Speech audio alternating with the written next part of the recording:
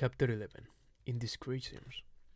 Scythe and Rowan were not always together at cleanings. Sometimes Scythe Faraday took just one of them. The worst cleaning Scythe witnessed took place in early May, just a week before Vernal Conclave. The first of three conclaves she and Rowan would attend during their apprenticeship. Their quarry was a man who had just turned the corner and reset his age to 24. He was at home, having dinner with his wife and two kids, who seemed to be around Scythe's age, when Scythe Faraday announced who they had come for. The family wept, and the man slipped off into the bedroom. Scythe Faraday had chosen a peaceful bloodletting for the man, but that was not what happened. When Scythe and the Scythe entered the room, he ambushed them. The man was in peak condition, and in the arrogance of his new rejuvenation, he rejected his cleaning and fought the Scythe, breaking his jaw with a vicious punch. Scythe came to his aid, trying some vocator moves he had learned from Scythe Jing, and quickly learned that applying a martial art is much different from practicing a dojo. The man swatted her away and advanced on Faraday, who was still reeling from his injury. Scythe leaped on him again, clinging to him, for the moment giving up on anything beyond eye gouging and hair pulling. It distracted him just long enough for Scythe Faraday to pull out the hunting knife he had concealed in its robe and slit the man's throat. He began gasping for air, his hands to his neck, trying futilely to hold back the flow of blood. And Scythe Faraday, holding a hand to his own swollen jaw, spoke to him, not with malice, but with great sorrow. "Do you understand the consequences of what you've done?" The man could not answer. He fell to the ground, quivering, gasping. Scythe thought death from such a wound would be instantaneous, but apparently not. She had never seen so much blood. "Stay there," the Scythe told her. "Look upon him kindly, and be the last thing he sees." Then he left the room. Scythe knew what he was going to do. The law was very clear as to the consequences of running from or resisting one's cleaning. She couldn't close her eyes, because she was instructed not to, but if there was a way, she wished she could have closed her ears, because she knew what she was about to hear from the living room. It began with pleas from the woman begging for the lives of her children, and the children sobbing in despair. "Do not beg," Scythe heard the Scythe say sharply. "Show these children more courage than your husband did." Scythe kept her gaze fixed on the dying man's until his eyes finally emptied of life. Then she went to join Scythe Faraday, steeling herself for what was to come. The two children were on the sofa, their sobs having degraded into tearful whimpers. The woman was on her knees, whispering to them, comforting them. "Are you quiet then?" the Scythe said impatiently. At last the woman rose. Her eyes were tearful, but they no longer seemed pleading. "Do what you have to do," she said. "Good," said the Scythe. "I applaud your fortitude. Now, as it happens, your husband did not resist his cleaning." Then he touched his swelling face. "However, my apprentice and I had an altercation, resulting in these wounds." The woman just stared at him, her jaw slightly unhinged. So was Scythe's. The Scythe turned to Scythe and glared at her. "My apprentice shall be severely disciplined for fighting with me." Then he turned back to the woman. "Please, kneel." The woman fell to her knees, not so much a kneel as a collapse. Scythe Faraday held out his ring to her. "As is customary, you and your children shall receive immunity from cleaning for 1 year henceforth. Each of you, please kiss my ring." The woman kissed it again, and again, and again. The Scythe said little after they left. They rode a bus, because whenever possible the Scythe avoided the use of a public car. He saw it as an extravagance. When they got off at their stop, Scythe dared to speak. "Shall I be disciplined for breaking your jaw?" Scythe knew it would be healed by morning, but the healing nanites were not spontaneous. He still looked pretty awful. "You will speak to no one of this," he told her sternly. "You will not even comment on it in your journal. Is that clear?" The man's indiscretion shall never be known. Yes, Your Honor. She wanted to tell him how much she admired him for what he had done, choosing compassion over obligation. There was a lesson to be learned in every gleaning, and today's was one she would not soon forget: the sanctity of the law, and the wisdom to know when it must be broken. Scythe, try as she might to be a stellar apprentice, was not immune to indiscretion herself. One of Scythe's nightly chores was to bring Scythe Faraday a glass of warm milk before bed. As in my childhood, warm milk smooths the edges of the day, the Scythe had told her. I have, however, dispensed with the cookie that once came with it. The thought of a Scythe having milk and cookies before bed bordered on absurd to Scythe, but she supposed even an agent of death would have guilty pleasures. Quite often, however, when a gleaning had been difficult, he would fall asleep before she came into his room at the appointed time with the milk. In those cases, she would drink it herself, or give it to Rowan, because Scythe Faraday made it clear that nothing in his household was ever wasted. On the night of that awful gleaning, she lingered in his room a bit longer. Scythe Faraday, she said gently, then said it again. No response. She could tell by his breathing he was out. There was an object on the nightstand. In fact, it was there every night. His ring. It caught the oblique light spilling in from the hallway. Even in the dim room it glittered. She downed the glass of milk and set it on the nightstand, so that in the morning the Scythe would see she had brought it and that it hadn't been wasted. Then she knelt there, her eyes fixed on the ring. She wondered why he never slept with it, but felt that asking would be some sort of intrusion. When she received hers, if she received hers, would it retain the solemn mystery that it held for her now, or would it become ordinary to her? Would she come to take it for granted? She reached forward, then drew her hand back, then reached forward again and gently took the ring. She turned it in her fingers so that it caught the light. The stone was big, about the size of an acorn. It was said to be a diamond, but there was a darkness in its core that made it different from a simple diamond ring. There was something in the core of that ring, but no one knew what it was. She wondered if even the sides themselves knew. The center wasn't exactly black. It was a deep discoloration that looked different depending on the light, the way a person's eyes sometimes do. Then, when she glanced at the Scythe, she could see that his eyes were open and watching her. She froze, knowing she was caught, knowing that putting the ring down now wouldn't change that. Would you like to try it on? Scythe Faraday asked. No, she said. I'm sorry, I shouldn't have touched it. You shouldn't have, but you did. She wondered if he had been awake this whole time. Go ahead, he told her. Try it on. I insist. She was dubious, but did as she was told, because in spite of what she told him, she did want to try it on. It felt warm on her finger. It was Scythe for the Scythe, so it was too large for her. It was also heavier than she imagined. Do you worry that it will ever be stolen? She asked. Not really.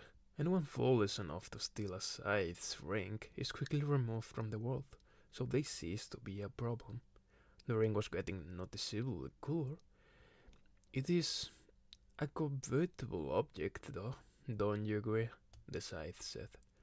Suddenly, Scythe realized the ring wasn't just cool, it was freezing. The metal, in a matter of seconds, had grown white with frost, and her finger was in such intense pain from the cold, she carried out and pulled the ring from her hand. It flew across the room. Not only was her ring finger severely frostbitten, so were the fingers that had pulled it free. She beat back a whimper. She could now feel warmth flowing through her body as her healing nanites released morphine. She became woozy, but forced herself to stay alert. A security measure I installed myself, the Scythe said. A microcoolant chip in the setting, let me see. He turned on his nightstand light and grabbed her hand, looking at her ring finger. The flesh at the joint was pale blue and frozen solid. In the age of mortality, you might have lost the finger, But I trust your nanites are already mending the damage. He let go of her hand. You'll be fine by morning.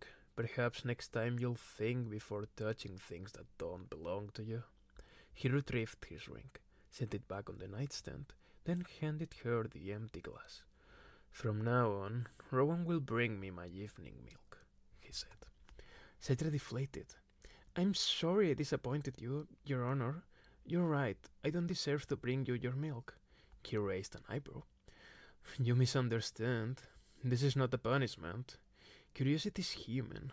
I merely allowed you to get it out of your system. I have to say, it took you long enough. Then he gave her a little conspirational grin. Now, let's see how long it takes Rowan to go for the brink. Sometimes, when the weight of my job becomes overwhelming, I begin to lament all the things lost when we conquered death. I think about religion and how once we became our own saviors, our own gods, most faiths became irrelevant. What must it have been like to believe in something greater than oneself? To accept imperfection and look to a rising vision of all we could never be? It must have been comforting. It must have been frightening.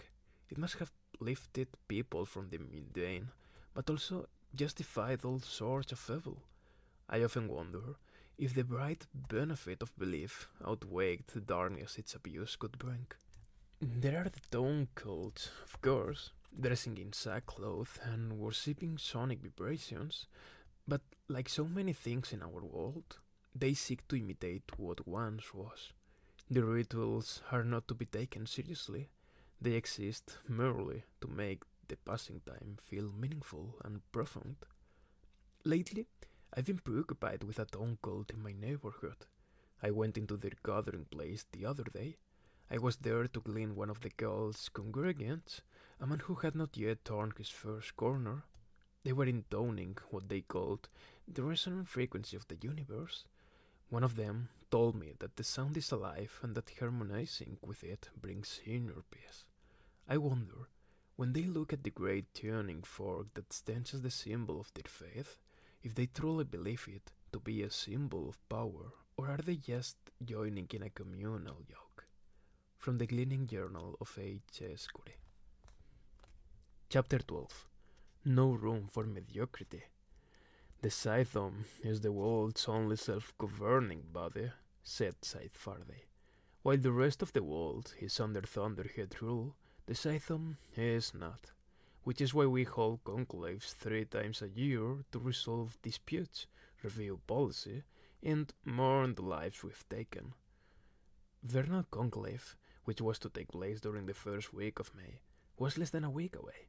Rowan and Citra had studied enough of the structure of the Scythe to know that all 25 regions of the world held their conclaves on the same day, and that there were currently 321 Scythes in the region, which encompassed the heart of the North American continent.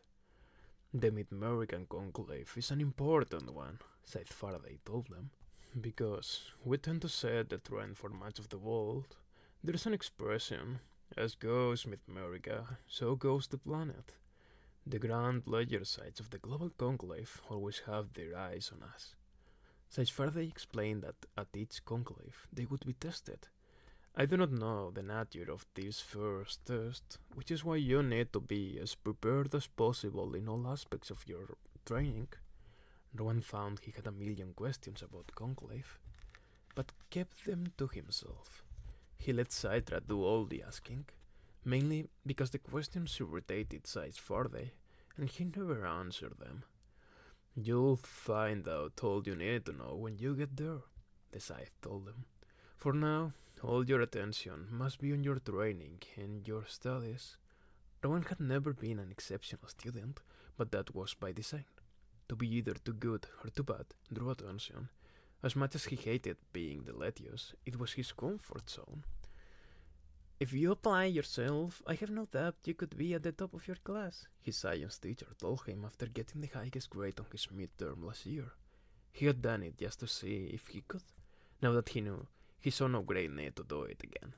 There were many reasons, not the least of which was his own ignorance about Scythes in those days before his apprenticeship. He assumed that being a stellar student would make him a target. Supposedly, a friend of a friend was cleaned at 11 because he was the smartest kid in 5th grade. It was nothing more than an urban myth, but Rowan believed it just enough that it kept him from wanting to stand out. He wondered if other kids held back for fear of being gleaned. He had little experience with being so studious. He found it exhausting, and there was more than just poison chemistry, postmortal history, and journaling. There was metallurgy as it applies to weapons, the philosophy of mortality, the psychology of immortality, and the literature of the Scythe, from poetry to the wisdom found in famous Scythe journals, and of course the mathematical statistics that Scythe Faraday relied upon so heavily. There was no room for mediocrity, especially now with Conclave coming up. Rowan did ask him one question about Conclave. Will we be disqualified if we fail the test? Faraday took a moment before answering. No, he told them, but there is a consequence, although he would not tell them what that consequence was. Rowan concluded that not knowing was more terrifying than knowing. With just a few days before Conclave, he and Scythe stayed up late studying in the weapons den. Rowan found himself dozing, but was quickly awakened when Scythe slammed the book. I hate this, she announced. Cerberine, aconite, gonium, polonium, the poisons are all running together in my head. That would sure make a person die faster, Rowan said with a smirk. She closed her arms. Do you know your poisons? We're only supposed to know 40 by Conclave, he pointed out. And do you know them? I will, he told her. What's the molecular formula for tetrodotoxin? He wanted to ignore her, but found he couldn't back away from the challenge. Perhaps a bit of her competitive nature was rubbing off on him. Carbon 11, hydrogen 17, nitrogen 3, oxygen 6. Wrong, she said, pointing a finger at him. It's oxygen 8, not oxygen 6. You fail. She was trying to rile him up, so she wouldn't be the only one riled. He wasn't going to oblige. Guess so, he said, and tried to return to his studies. Aren't you the least bit worried? He took a breath and closed his book. When Faraday first began teaching them, Rowan found the use of actual old-school books very off-putting, but over time he'd learned there was something very satisfying to the turning of pages, and, as Scythe had already discovered, the emotional catharsis of slamming a book shut. Of course I'm worried, but here's the way I look at it. We know they won't disqualify us, and we already know we can be cleaned, and we'll have 2 more chances to make up for any screw-ups before one of us is chosen.